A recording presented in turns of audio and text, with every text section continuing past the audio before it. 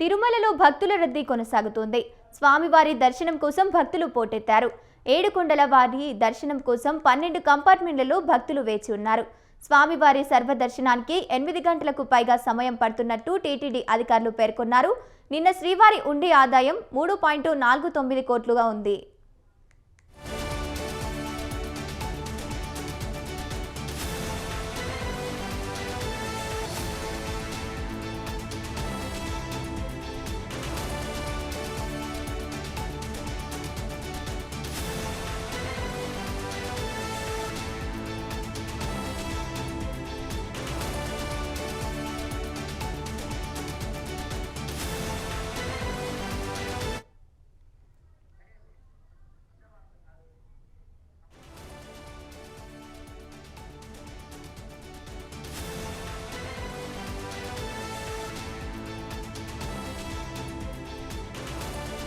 తిరుమలలో భక్తుల రద్దీ కొనసాగుతోంది.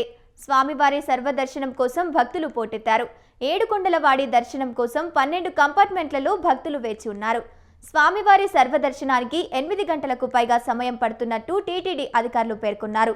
నిన్న శ్రీవారి హుండీ ఆదాయం 3.4 కోట్లు వచ్చినట్టు తెలుస్తోంది.